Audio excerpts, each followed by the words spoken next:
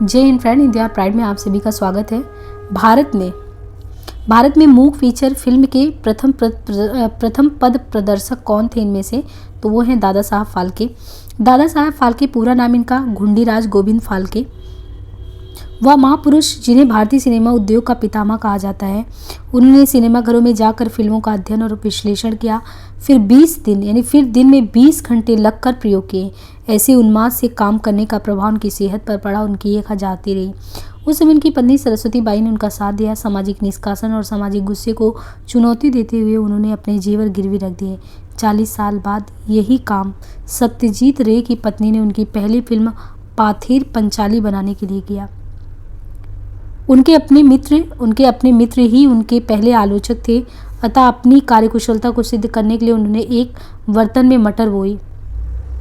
फिर इसके बढ़ने की प्रक्रिया को एक समय में एक फ्रेम खींचकर साधारण कैमरे से उतारा। इसके लिए उन्होंने टाइम लैप्स फोटोग्राफी की तकनीक का इस्तेमाल किया। इस तरह से वह अपनी पत्नी की जीवन बीमा पॉलिसी गिरवी रखकर ऊंची ब्याज दर पर ऋण प्राप्त करने में सफल रहे। फरवरी 1912 में फिल्म प्रोडक्शन में एक क्रैश कोर्स करने के लिए वे इंग्लैंड गए और एक सप्ताह तक सेसिल हेपवर्थ के अधीन काम सीखा। कैब ब्राउन ने विलियमसन कैमरा, एक फिल्म परफोरेटर प्रोसेसिंग और प्रिंटिंग मशीन जैसे यंत्र तथा कच्चा माल का चुनाव करने में मदद की। उन्होंने राजा हरिश्चंद्र फिल्म बनाई। 21 अप्रैल 1913 को ओलंपिया सिनेमा हॉल में यह रिलीज की गई। पश्चिमी फिल्म के नकचढ़े दर्शकों ने ही नहीं बल्कि प्रेस ने भी इसकी उपेक्षा की, लेकिन फाल्के जानते थे कि वे आम जनता के लिए फिल्म बना रहे हैं। अब वह फिल्म जबरदस्त हिट रही। भारत की प्रथम बहुभाषाई समाचार एजेंसी कौन सी है? समाचार हिंदुस्तान समाचार, एपीआई समाचार भारती। तो ये हिंदुस्तान समाचार भारत की प्रथम और बहुत सारी भाषा वाली जो समाचार एजेंसी वो हिंदुस्तान समाचार है। ये 1948 में स्थापित हुआ। 10 भाषाओं में अपनी सेवाओं की पेशकश की: बंगाली, उड़िया, असमिया, तेलुगु, मलयालम, उर्दू, पंजाबी, गुजराती, हिंदी और मराठी। निम्नलिखित में से किसे चौथा स्तंभ कहा जाता है? Which one of the following is known as fourth state? Media, न्यायपालिका, भारत के राष्ट्रपति और संसद। तो देखिए ये माना जाता है ना मीडिया को।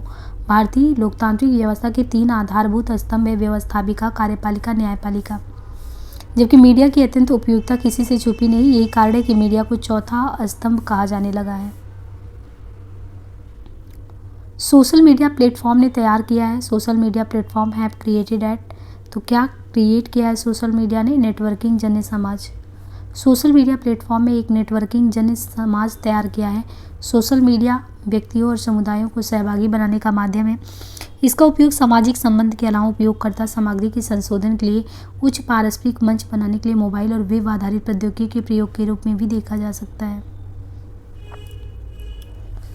Computer assisted language learning is called. Computer आधारित भाषा अधिगम को क्या कहा जाता है? तो ये कहा जाता है कम्युनिकेटिव काल, संप्रेषणात्मक काल। कंप्यूटर आधारित भाषा अधिगम को संप्रेषणात्मक काल कहा जाता है। कॉल अंग्रेजी के कंप्यूटर असिस्टेड लैंग्वेज लर्निंग का संक्षिप्त रूप है। समान अर्थ संप्रेषित करने में निम्नांकित में से कौन असंगत है इसमें? तो यह है सुंदर, अनूठा, अपवादात्मक तथा दुर्लभ। ये तीनों ही शब्द अत्यंत विरले वस्तु को दर्शा रहे हैं और तीनों एक दूसरे से मिल रहे हैं, जबकि सुंदर का अर्थ इन तीनों से ही अलग है। Public communication tend to occur within a मोर।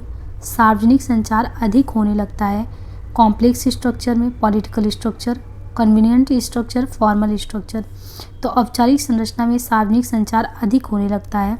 औपचारिक संरचना एक व्यवस्थित संरचना है जो पदानुक्रमित रूप में 2 समूहों में, कमांड समूह वे समूह जो प्रबंधकों और उनके अधीनस्थों से मिलकर बने होते हैं। समितियां मामलों को सुलझाने के लिए किसी संगठन द्वारा नियुक्त किए गए लोगों के समूह को समिति के रूप में जाना जाता है।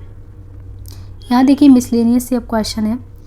Many voices one world communication and society today and tomorrow UNESCO knows as the MacBride commission is about.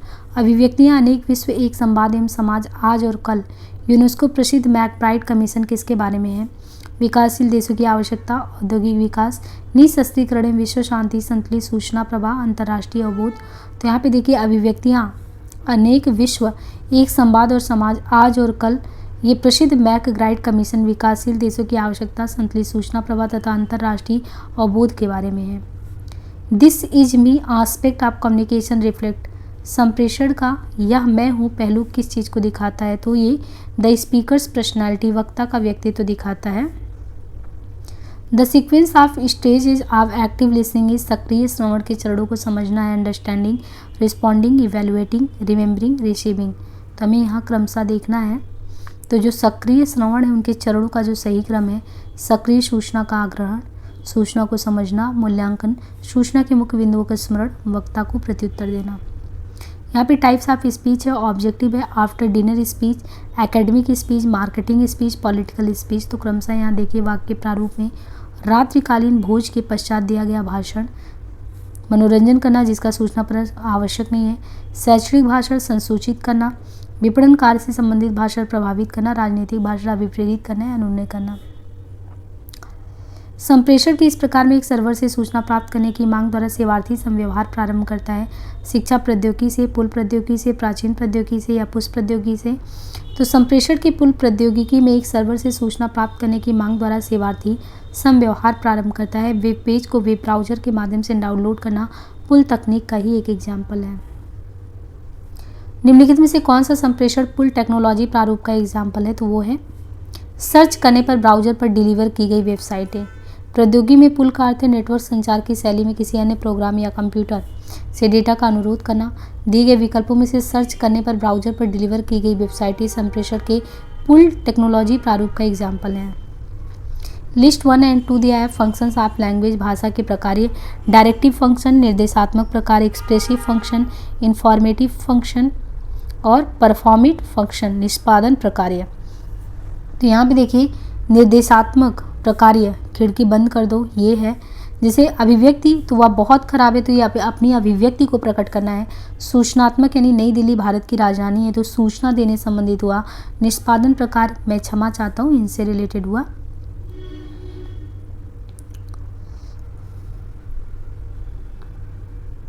Question है कि निम्नलिखित में से किस प्रकार के संप्रेषण में प्रयोक्ता के अनुरोध के बिना ही सर्वर से प्रयोक्ता तक दत्त यानी जो डेटा होता है वो ढकेल दिया जाता है?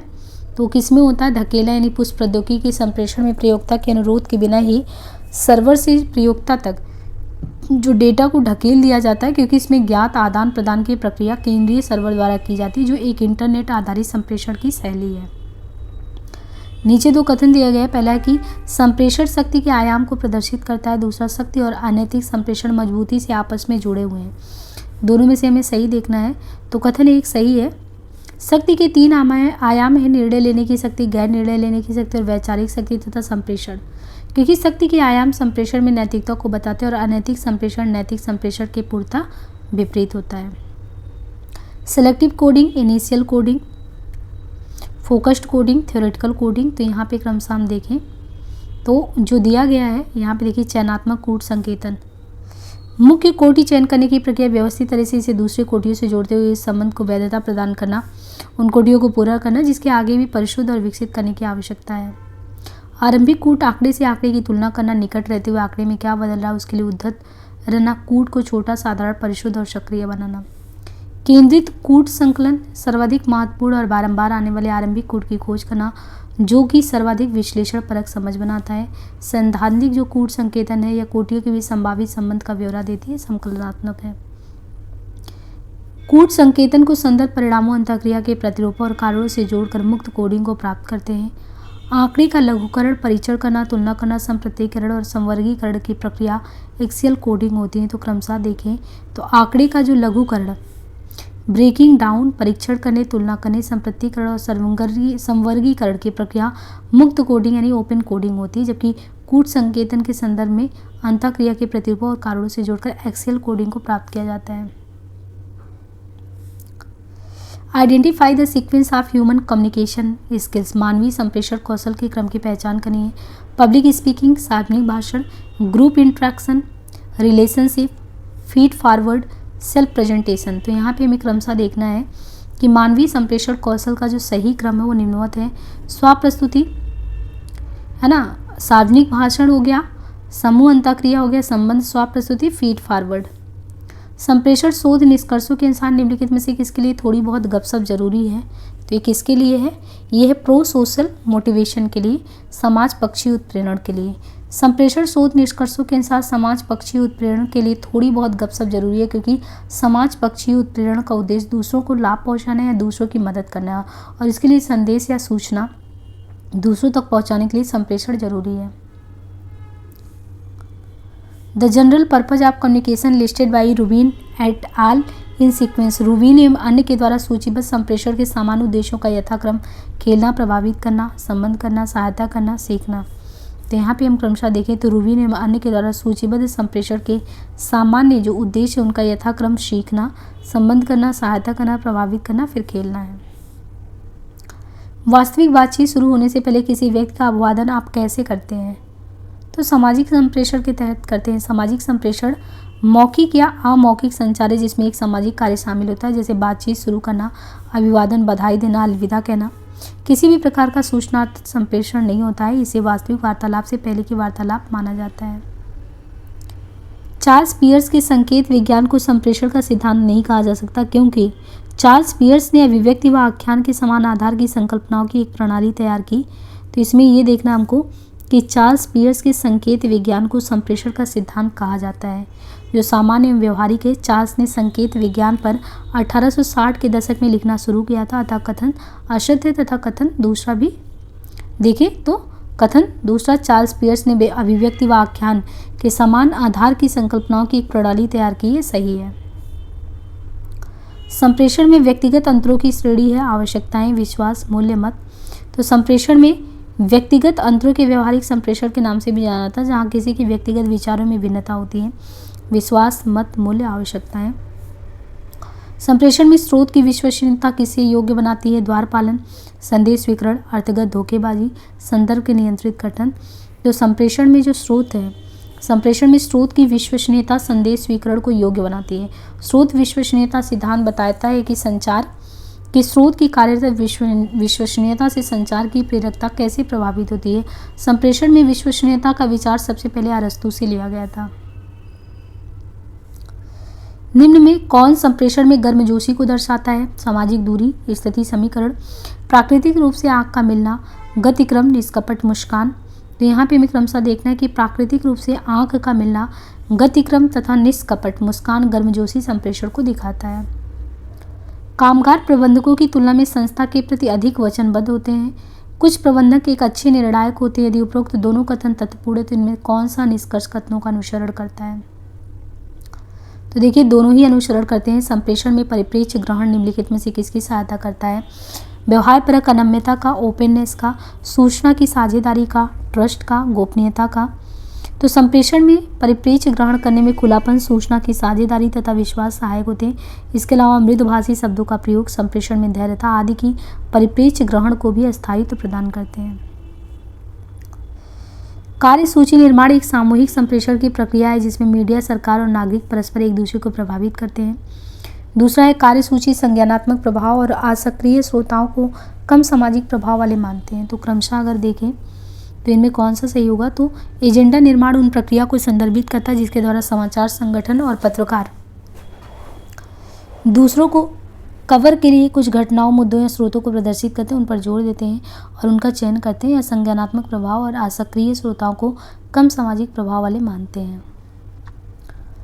यहाँ पे दिया है सूची 1 को 2 से सुमेलित करना है।